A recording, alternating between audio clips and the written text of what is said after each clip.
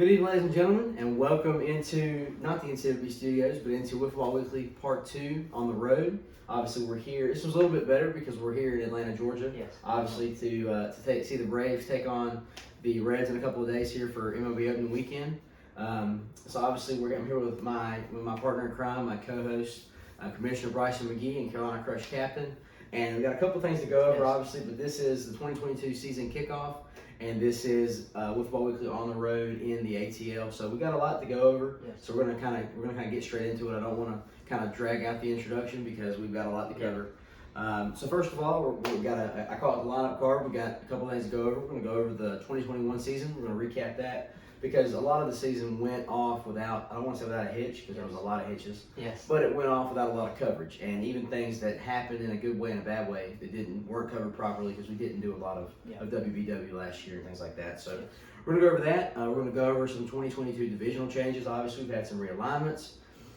Rosters obviously being one of the biggest things. Obviously, as we've got some old faces in new places, we got some new faces in new places. So a lot of mix up within the league. I think everybody that's stuck this year changed teams, changed teammates, changed colors, changed something. So a lot of changes this year. So very excited to see what the rest of 2022 comes to be. We're going to talk about opening week and the matchups that are involved. Obviously, a couple of marquee things there, a couple of big head-to-head deals. You know, several matchups that were close last year. And opening day, we'll talk about it. You guys have probably seen the Instagram, but I won't spoil it. It's going to be a good one. We'll talk about it. And last but not least, talk about the projections for 2022, who we see win, you know, the opening day matchups, who we see taking the divisions, titles, awards, you know, so on and so forth. So a lot of good stuff. So we're gonna start off with the 2021 recap, obviously, and I'll let Bryson pick that up. Yep, so with the first part of the 2021 recap, we had the AL champs. That was the Eastern Express. They posted an 11-1 regular season record, and then they won the ALCS against the Backyard Bulldogs in 2 games, and that was a really quick series. Me and Isaac were both in the booth for that. That was a really quick series. But for the Eastern Express, it being the first year of the 2-man teams, it's an understatement to say they had a great or a somewhat great season, but they had an awesome season, to say the least, with posting the best record in the 2-man era. Yeah, I think you summed it up well. You know, the best record in the 2-man era. You know, we could this year with the new format, you know, see a better record. Yes. I do think that we will see. I think we'll see obviously a very substantially successful record, but I don't think that we'll see it on that magnitude because when you look at the winning percentage of 11 out of 12, it's hard to top. I mean, you're going to have to win. You know, if we're playing 21 games, you're gonna have to win, you know, like 19 or 20. Also, barring all their setbacks they had during the season, because in June there was sickness that canceled like three of their series. Yeah, I mean, you know, and obviously you guys know we had a 33-game season planned last year, and obviously we kind of missed out on that because of sickness and injuries, and we just bit off too much. But but 11-1, the Express had a great year, and obviously Derek, you know, as long as Brian was throwing strikes, Derek was doing well in the outfield. He turned a couple of double plays on his own. And so being, you know, that athleticism is gone this year, I don't really think that, I'm not gonna say it's not gonna be missed, but I also think that Brian got a good replacement. Yes, we'll talk about Mr. Carroll here in just a few minutes. But we'll pick up next with the obviously National League champs. We'll recap you guys. So obviously Carolina Crush posted a 10-5 record. Obviously, you know, almost 70% winning percentage. So obviously that was great. You won 2/3 of your games. And then you did go on to win the pennant, obviously, and you went on to potentially have a World Series matchup with the Express, which obviously was canceled because of not COVID, but schedule conflicts and things of the sort. So, Bryson, but before we go any further, kind of going back into 2021, when you look at the past couple of years, 2019, you know, it's one-on-one. You have a great year. You know, you win the World Series. You hammer the Yanks in the championship series and the World Series, all that kind of stuff. You won. Also winning it coming back the day after we were down here. That's exactly the first time we were down here was the next day. But you know, you come back and you win the World Series, and then 2020 rolls around. Obviously, COVID. Thankfully, we were still able to have a season. Thankfully. But you went on to play up to a 20-0 record. Obviously, it was cut short by a knee injury. You missed the World Series. We had a vacant championship in 2020. And then you pick up in 2021. Obviously, you continue the success of winning another regular season title in the National League, a battle with the Preds. All credit to them. James, Gerald, and Josh Logan, they were incredible. You win the pennant, and you go on. Obviously, didn't get to have a championship berth again. You had the berth, you didn't get to have the appearance. Yeah. So, with that being said, looking back on the past 3 years, how do you feel going into or building off of that championship from last year? I feel like it'll help me this coming year to be a better player. I mean, knowing what not to do and the mistakes I made last year to be able to fix for this year. So I think that'll be one thing that'll help me the most this year, and then just being able to play well with my teammate and just taking it one game and one series at a time. My motto from day one. I mean, there's nothing wrong with that. I think it serves you well. You know, you've obviously had a good couple of years, and we'll see what year 4 has. I'm very excited for year 4. So. Next up, we'll talk about the 2021 American League standings. So obviously, we mentioned the Express. They finished at 11-1 with a 9-1-7 winning percentage. Obviously, pretty much 92% for all intents and purposes. Finished 8-1 in the American League. Then the Bulldogs obviously finished at 8-7, a game over 500, and their winning percentage is not right because that's off. They finished 4.5 games out of first place. Finished 7-5 in the division, and then those guys at the bottom, they finished 1-17. The Sharks had a 5.6% winning percentage, 13 games back, and finished 0-9 in the division. We'll talk about the Sharks in just a few minutes. Obviously, that's my team, so we'll talk about them. Nationally, Bryson, pick that up. So the Crush had a 10-5 record with a .667 winning percentage, and they were 3-3 in the division. And then the Predators, they were 6-6 in the division, but that definitely did not, or that was their record, but that definitely did not show their performance on the field because they played lights out all year. They played with 100% heart, and Josh Logan coming in was probably the best rookie stud so far in the NCWB, barring anything that changes that this year. Yeah, I think that it's funny. I sit here thinking about it. You actually, for all intents and purposes, didn't win the regular season National League. When you look at the record, you both finished 500 in the division. Yeah. But you obviously I think it was off runs scored. I don't remember what the tiebreaker was, but all in all, you both had great years. Yes, I think the Preds, if you say, oh, they're 6-6. I think they had a great 2021. Yeah, they definitely all intents and purposes, they were just a couple of plays away from winning the NLCS. Yes, and it's so sad that they won't be returning in 2022, but we have more on that later. We'll have more on that later. But I think that there was a lot to be learned last year. I think the Preds, they had a great year. Their record alone ended up doing justice. They had a great 2021, and I'm very excited to see what the future of that franchise is to be beyond this year. Yes. We'll see what happens. Yes. So next up, we'll go over the last but not least for 2021 recap. We'll go over the league standings, obviously, kind of just a run through because we already talked about it. Obviously, the Express finished number 1, the Crush number 2, Bulldogs, Predators, and Sharks following, respectively at 3, 4, and 5. And there's the Bulldogs right winning percentage at 533. So obviously 2021 was a pretty solid year for the league. Definitely. But before we get off of that, how do you feel 2021 as a whole for the league? Not for the Crush, not for the Sharks, not for the Preds. Just the league. How do you feel in general for the league? I feel it went perfect in my eyes. I think it went as well as it could have been. There's definitely changes that we've made since last year that'll help us be better in future years to come. But what all we done in 2021 was amazing. The first year, our expansion, learning from that, and knowing what to do and what not to do, it all worked out. We definitely played way too many games, and that was scheduled. We didn't play too many, but we scheduled. We scheduled way too many, and then that set us back on YouTube, of course. So we had to do a lot of stuff on Instagram, which isn't a bad thing, but isn't a great thing anyway. Kind of touching on that. I think all in all, what we learned last year is going to help us to be a much better league in 2022 and beyond. Oh, yeah. I think 2021 was a solid year. It was a year of learning. It was first year of expansion, and Lord's willing, we'll see what happens next couple of years. And so we're going to go over our 2022 format first, and a couple of key changes. Well, not really key changes. Not a lot of changes for this year. Mainly just one in these games. Mainly is the number of games. So seven 3-game series per team. The equivalent, obviously, of 21 games. A best of 3 American League Championship Series and National League Championship Series, ALCS and NLCS respectively. and then a best of 5 World Series. We had this crazy idea in 2020, obviously with the vacant championship eventually. We were going to do a best of 7, and that was just too much. Yeah, especially with one-on-ones. Yeah, so anyway, so that's the 2022 format. Yes.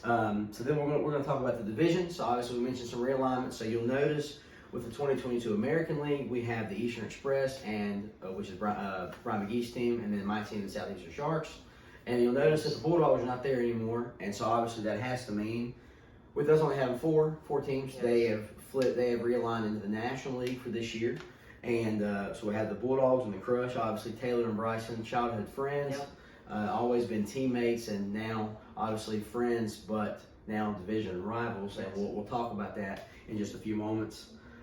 So we'll talk about the Bulldogs first, and then I'm going to get into a couple of questions with you about the future of the Crush for 2022. Awesome. So just real briefly, so Taylor Furches obviously is returning as the captain. The Bulldogs have rebranded from their very, very nice red, black, and white last year to a hot pink. Heliconia hot pink, black and white. Very, very crisp colorway. Very excited to see what that change brings. And then Brett Wiseman. Yeah, Brett Wiseman was number 2 pick. Obviously, we don't know much about him. We do know he's from Winston-Salem, and so he's right up the road from us. But he's very excited about playing. He's been in baseball and sports for the majority of his life, and so. Bryson, what do you expect from Brett coming in? Obviously, he's got a lot of potential. He's got some good highlights. Mm-hmm. What do you expect from Brett coming into this year? I don't want to put words in Taylor's mouth or on the Bulldogs record, but I just want to definitely. Honestly, I'm not really sure. Not being able to see him play wiffle ball, mm-hmm. So that's a downside to being able to tell what he'll do. But who knows? He could be another Josh Logan. Josh Logan came into the 2020 Midsummer Classic when we did the prospects, and he didn't perform as well. And then when it came time for the 2021 season, he was lights out every time he hit the field. That's a true statement. I mean, Josh coming into the 2020 Midsummer Classic, he was my teammate. Double elimination, we were out in 2 games. And he was just like, man, I don't know if I can do this. And then 2021 rolled around 9 months later, and it was like, holy crap, who's this guy? Exactly. So you never really know. You never know. You just never know. So next we're gonna kind of touch up on the Carolina Crush, and I'm gonna ask just a few questions to kind of inquire about what your thoughts are about the future of your franchise. So stand by, we'll be right back with that. All right, folks. So obviously I'm here with Bryson McGee, captain of the Carolina Crush, and it feels weird to be on this side, but kind of like an interview role. So I kind of touched on this a little earlier. I didn't want to get too deep into it, but I did. So kind of looking back on it, you having won the 2019 pennant and World Series, 2020 pennant, no World Series because of a knee injury, 2021 pennant and no World Series appearance, obviously because of other conflicts and like that. So, in essence, you've won 3 pennants. 2 is the Braves, 1 is the Carolina Crush. So essentially the same franchise. You've won 3. So knowing that you have 3 National League pennants under your belt, moving into the 2022 season, how do you feel? What additional pressure do you feel to do it again? There's a bunch of added pressure with that, knowing, dating back in years past with my records and championship or National League championship and all that. It adds a lot of pressure, but I'm ready for it, and I'm gonna battle the pressure and just see where it leads. Well, a very wise athlete once said, "Pressure is a privilege." Exactly. And by the way, he didn't play for your favorite team. Okay. But anyway, so kind of along those same lines. Obviously, we see James Gerald. You have the Preds captain, former Preds captain for 2022. Yes. We'll see what happens beyond that. But knowing that you have James in your corner, you're a fantastic right-handed hitter. He's become a great left-handed hitter, and he's working in some of the righty swings. We'll see some of that on in the season, I'm sure. We saw it in spring training a couple weeks ago. But kind of looking at that, how much more talent do you feel he brings to the Crush organization? He brings a lot of great talent, and not only because he's a great hitter and he can field great, and he's actually a really good pitcher when he's spot on, but it also helps being a veteran in the league, and this being his 4th year coming into the league as well. So that helps me have more experience on my team, and like in high pressure situations, we can work together as a team and team building and work through all the high pressure moments in the games. I think it's a very wise statement. You know, you mentioned experience. Experience is a big deal. You know, we look at teams who have won in this league in the past. You know, obviously we only to date have one World Series champion, which was you in 2019. You were a soloist, obviously, as the 1v1. But kind of looking at that, you know, you mentioned experience, it's a big deal. Okay. You're now a fourth-year vet. James is a fourth-year vet. You know, so I think that's a big deal. I think that it's going to suit you guys well. I'm very excited to see what you guys do in 2022. So next, we're going to come right back. We're going to have the Eastern Express captain, Mr. Brian McGee, on for a couple of questions. All right, folks, so we're back here at Wiffle Weekly on the road here in Atlanta, Georgia, with none other than Mr. Brian McGee, obviously the Eastern Express captain. So, yeah, Brian, you've had a couple of up and down years. You know, obviously 2019 was a pretty good one. You had a couple of troubles along the way, but it wasn't too bad. 2020 come along, you had the hamstring in the knee, you had the whole 9 yards, and then 2021, obviously, you had a really good year. We talked about it earlier. We finished 11-1, but you know now it's a new year. We turn the page. Yeah, every year we turn the page, and so now you know you're looking at not only a new set of games, a new format, but now you got a new teammate. So kind of before we talk about Jackson, the #1 pick, how do you feel about the past couple of years been kind of up and down for you, and knowing that you had the chance to play in the World Series last year? How do you feel coming in 2022, knowing you're coming off of an American League championship? Well, Isaac, it's really good to be here tonight, and it's good to be back. The season was awesome. We played better than I thought we would play. We had 11-1. Definitely going to be missing Derek. Yeah, right. Hard position to fill, but I feel confident in the Express. I feel like we can have a really, really good year. Of course, Jackson coming in is going to take a little getting used to, and the thing I like about with Jackson coming in, you got pitching, and I think that'll help out some. It takes some of the load off of me to where I'm not having to pitch all the time.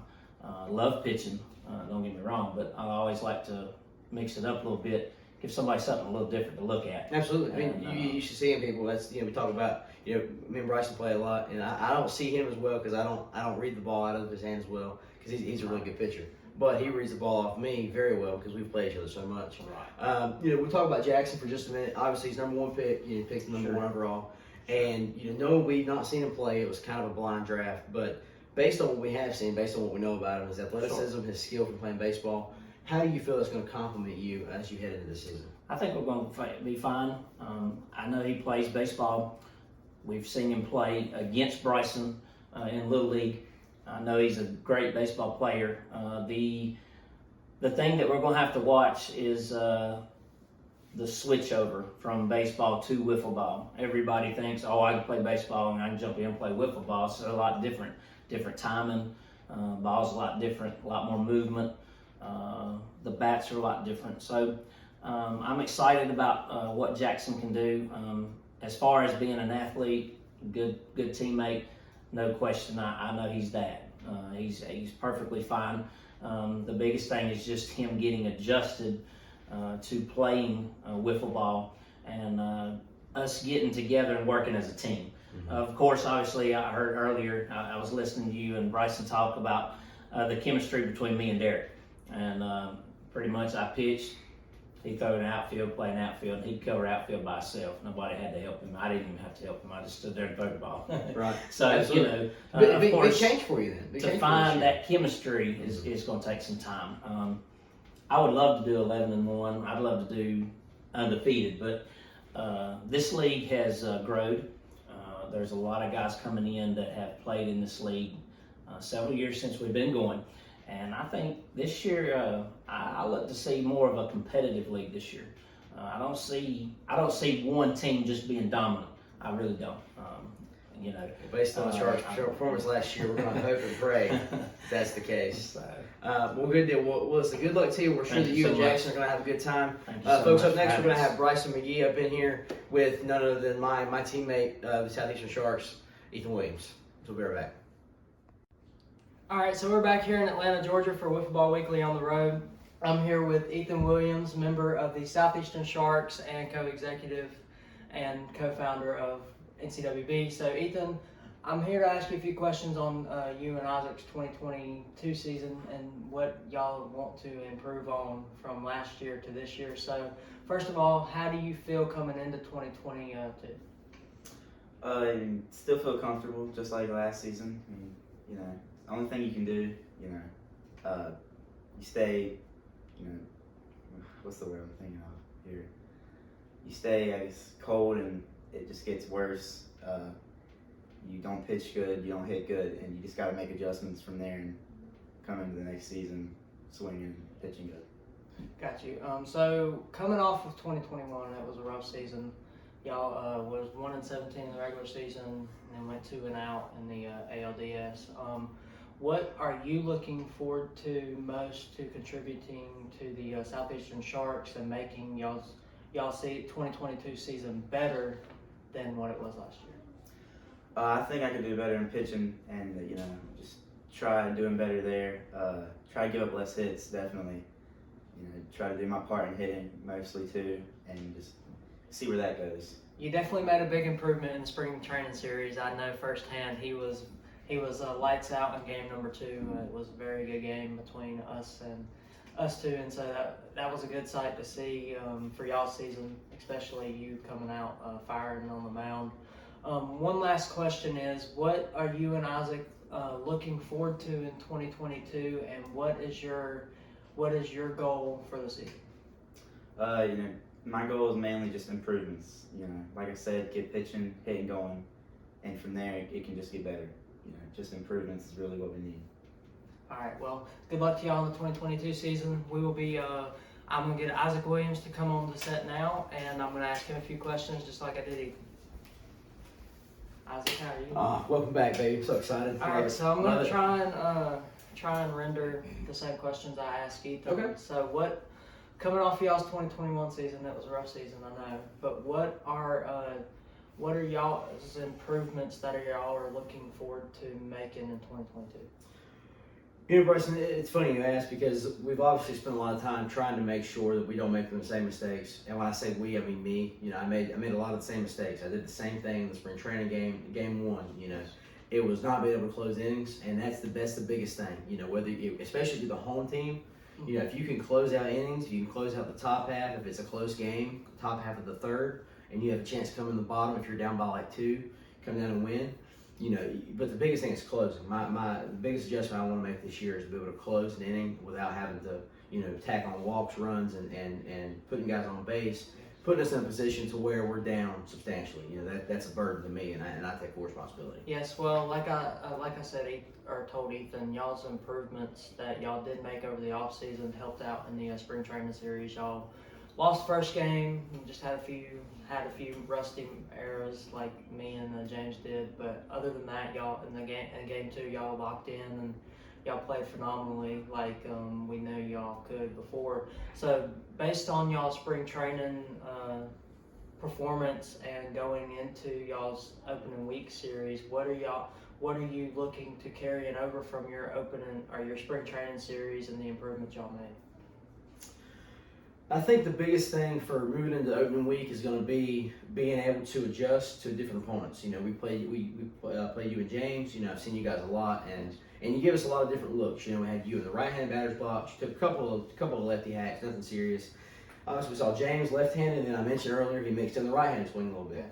So you give us a bunch of different looks, and so I think knowing that we have obviously Taylor coming in, and we'll talk about the opening week series in a minute, and I don't want to go on too much. We got Taylor obviously the Bulldogs. And so I don't want to, you know, knowing that Taylor is able to hit, you know, in the zone, out of the zone, Taylor can hit. Yes, so definitely. being able to adjust to him and make him swing and miss, yes. You know, that's the biggest thing, is not letting him get on.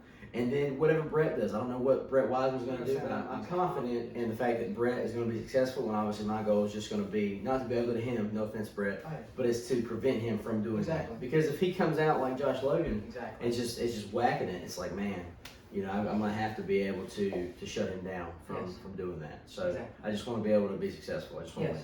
I just want to win. Yeah, I feel you there. So last question, I asked Ethan the same question. So like based off y'all's 2022 or 2021, what are y'all's goals and goals for 2022 and what are you looking to do in 2022? I think knowing the new record or the new schedule, 21 games. My goal would probably be to win 12. I know that's a little bit low. My goal would be to win 12 because we can win 12.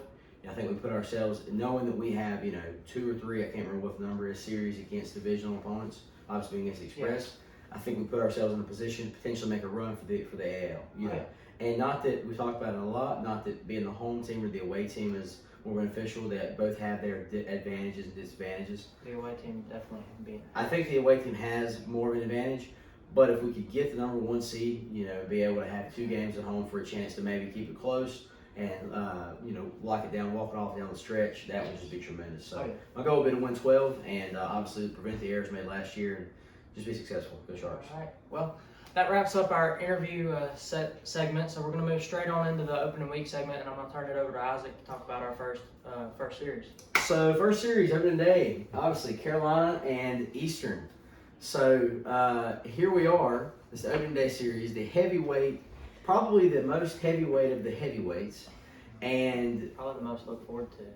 probably. Because we never had this series last year. It was supposed to be Father's Day weekend. We had weather. We had you had a race. Things happened. He got sick. Whatever. All these things happened, and so we didn't get to have it. So I'm very excited to see that one.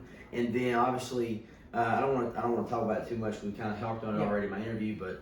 The Sharks and the Bulldogs will pick up the following Tuesday after opening day. Opening day is scheduled for April 15th, which happens to be tax day.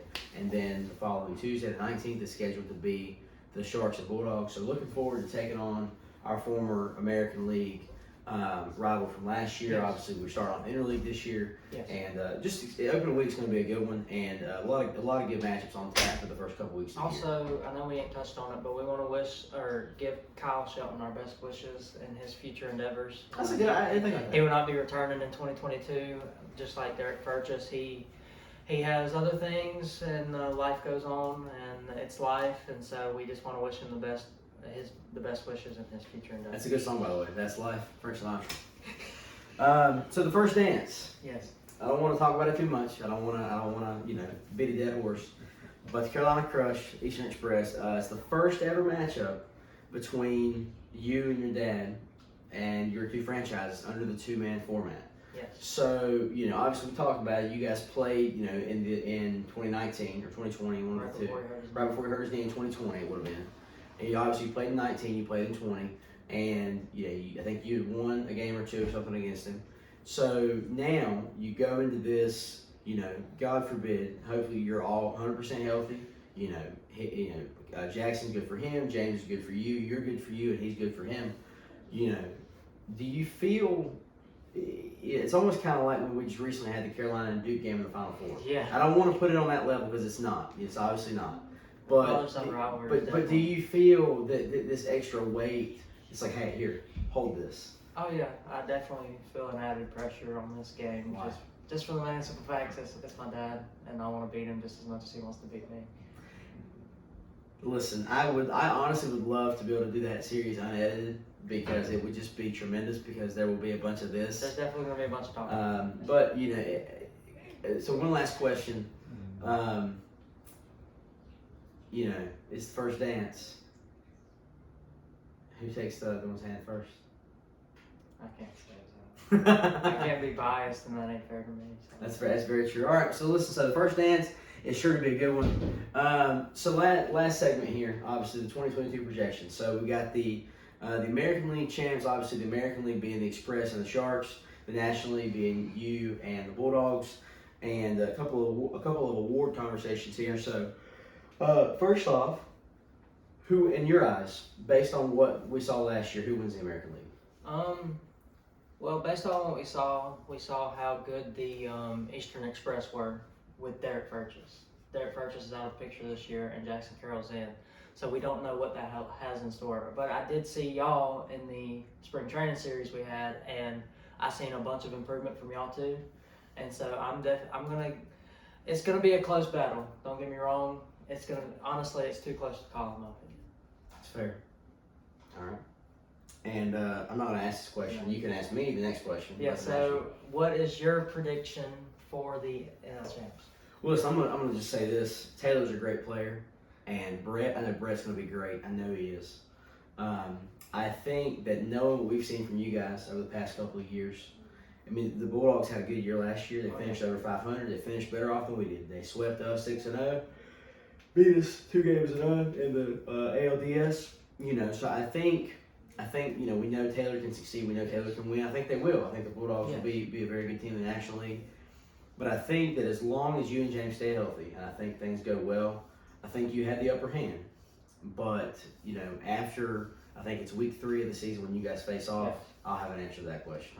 I'm not going to make it because I think it can go either way. You just never know. It's too close right now. Right now, I'm not seeing the new prospects play, and having a blind draft really, and not that that's a problem. It just created last year we had a blind draft, and we didn't really know what to expect. And it turned out well. It turned out well. So I think this year will be the same. Yes. MVP, I think we're going to kind of gloss over that one. Okay. Simply because I think you've won it now for, oh my goodness, you've won it for, you know, a couple. You've this is your 4th year, and I think you've won like 2 of the 3 so far. You won all 3? Well, there you go. You won all 3 of them. So, MVP, I think it could be anybody's game. Obviously, you know, we'll just see. We'll just see. And Rookie of the Year, based on what we had last year, you know, with Josh Logan coming in and just being a monster. How do you feel about the Rookie of the Year race? Don't make a prediction. Just how do you feel? It's definitely going to be a good one. I hope it lives up to be everything that the last year's was, because Josh was phenomenal. I had a blast being able to pick that, because I think I told you before we even finished the season who was going to pretty much win the Rookie of the Year, or who was at least getting my vote. And I think me and you said the same thing when we were both discussing it. But I think it's going to be a good one again this year. I think depending on how Brett comes in and depending on how Jackson comes in, I think it'll be close. And it'll be a good one to pick from. I think it'll be a race of adjustments. I think it'll be a matter of adjustments, you know, because you can't pick one or the other because you don't know how they'll perform. Like I thought about Josh Logan, just to be downright honest, he was not that good at the beginning, and then all of a sudden he comes in 2021 season and bam, you know, he plays lights out. So you just never know what might happen. And same thing with the other rookies last year too, being Kyle Shelton, Derek came in, and Thomas was way better than. I knew he had a baseball background, but I didn't know how he would do with wiffle ball. But he turned out to be he definitely had a very good performance last year. So hopefully we'll be able to see him again at some point. That would be nice. I like Thomas. And so closing remarks. So just a couple of last few things here. So obviously the Midsummer Classic is on schedule, hopefully to be July 29th and 30th. That's a Friday, Saturday, the last weekend in July, like we talked about last year. And then all series will be on YouTube, so you know we'll be working actively working to make sure that everything is edited and published in a timely manner to avoid having to do the whole Instagram sandbag like we did last year. And last but not least, best of luck to everybody in 2022. Yes, definitely. I think 2022 is going to be a good one, and I'm just super excited. You know, we're as of today, you know, it's April 7th. We're 8 days from opening day, and so I think all things considered, it's going to be a good one. I just can't wait to get back out there. Bryson, what do you have to say before we close? I'm just thankful everything's worked out, and we've got everything worked out to where we can have a season, because we were really iffy there at one point this off season. So I'm glad we're almost a week away from opening day and being able to get out on the field. We got a lot of good things happening. We definitely want to thank each and every one of y'all for watching, and hopefully y'all will stay tuned for all of our series on YouTube. Any comments, questions, concerns, inquiries that we can do better here on YouTube or Instagram, just please feel free to let us know. Our Instagram is NC_Wiffle, and then our YouTube here is NC Wiffle Ball. So as for Bryson McGee and Isaac Williams and Brian McGee and Ethan Williams, we're going to say so long from the Airbnb here in Atlanta, Georgia, and we'll see y'all next Friday. All right. Go Braves.